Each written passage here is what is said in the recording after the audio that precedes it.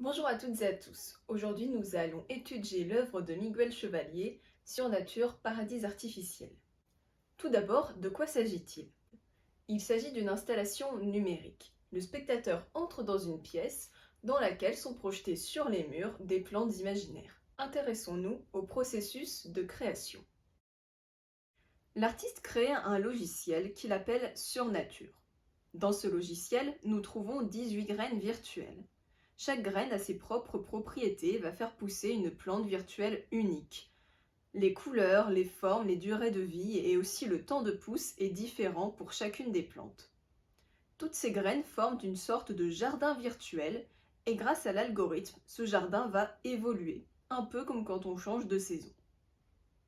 C'est là aussi qu'on peut se questionner sur le rapport au réel, parce que, au fond, on dirait que Miguel Chevalier essaye un peu d'imiter la nature. C'est ce qu'on appelle en art la mimésis. Mais c'est une nature qui est quand même stylisée et imaginaire. En fait, Miguel Chevalier se questionne aussi sur ce qu'est la nature aujourd'hui. On fait pousser des plantes, des fruits, des légumes dans des laboratoires en recréant des conditions de vie qui sont artificielles. Il nous explique d'ailleurs qu'il recopie ces modèles scientifiques. À présent, parlons un peu de la relation avec le spectateur, parce qu'il s'agit d'une œuvre qui est immersive, c'est ce qu'on appelle un environnement. Le spectateur est en immersion totale dans l'œuvre et certains de ses sens sont sollicités, comme la vue avec toutes les couleurs, mais aussi tout son corps qui rentre en mouvement simultané avec les plantes. C'est une œuvre qui est donc interactive et elle devient un peu dépendante du spectateur parce que sans lui, eh bien l'œuvre n'existerait pas vraiment. Intéressons-nous maintenant un peu au temps de l'œuvre. Et oui, parce que c'est une œuvre qui change, qui évolue avec le temps, un peu comme un vrai jardin en fait. Les plantes poussent petit à petit, puis se fanent et disparaissent. L'œuvre dépend aussi du mouvement que les différents spectateurs exécutent. Ça change en fait à l'infini.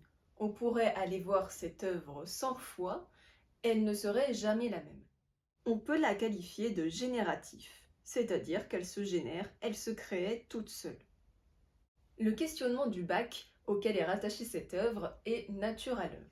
Et oui, Miguel Chevalier n'est pas le seul à avoir travaillé sur la nature, puisque celle-ci inspire déjà les artistes depuis des siècles. Par exemple, au début de la Renaissance, les artistes s'intéressent à ce qu'on appelle le naturalisme. Les fonds sont constitués de motifs floraux auxquels les peintres comme Pisanello prêtent une attention particulière. On peut aussi parler des artistes rococo comme Watteau qui nous montrent une nature exubérante, quasiment imaginaire. Nous avons aussi bien sûr tous les artistes de l'impressionnisme qui vont peindre à l'extérieur sur le motif en face du paysage, en face de la nature. Enfin, un artiste contemporain qui peut être intéressant à mettre en lien avec l'œuvre de Miguel Chevalier, c'est Hicham Berrada, qui créait des paysages marins à partir de réactions chimiques.